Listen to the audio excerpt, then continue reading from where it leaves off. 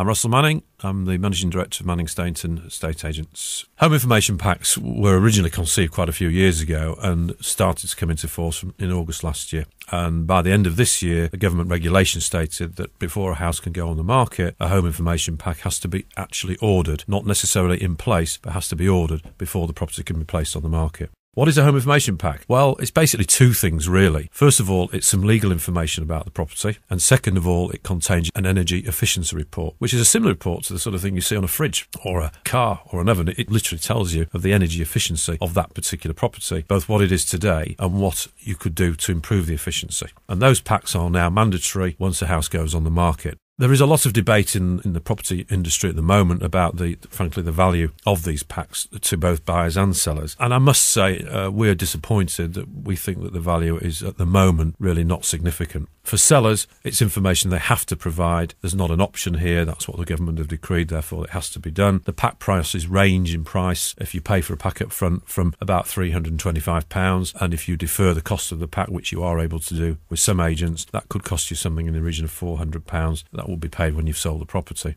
I think for prospective buyers, yes, it's quite useful to know the energy efficiency of the property. I don't think it's something that would make or break a decision as to whether to buy it in the first place. And second of all, the legal information, frankly, is very clunky, very technical, and I'm not sure your average person would get a great deal of benefit out of the information that's contained in there. If anybody's concerned about their home information pack and the information they're providing to prospective purchasers, I wouldn't worry about it at all. It's basically, as I've said, some legal information, energy efficiency report. We're not seeing much demand from buyers to have a look at them, in all honesty, passing interest in the energy efficiency, but we've seen very few sales not proceed because somebody hasn't been impressed by the individual efficiency of a particular property.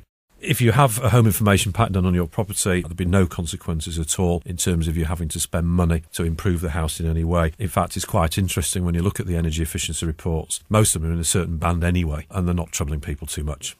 When the energy assessors, the domestic energy assessors, visit a property to do a report for an energy assessment, they look at things like double glazing, the efficiency of the boiler, cavity wall insulation, all that sort of thing, and that enables them to grade the property depending on how energy efficient the house is. One of the problems is you can improve the energy efficiency of most properties, but the trouble is you have to spend an awful lot of money to do it, and the payback is over a very long period of time. So if you were to put, for example, brand new double glazing in a house, might cost you £5,000, £6,000, £7,000. It'll probably be a long time before you actually get that back in saving of cost. This is one of the problems with these energy assessments. We're finding that the medicine, if you like, to improve your energy assessment is so expensive that it's counterproductive to what we want to achieve in the first place.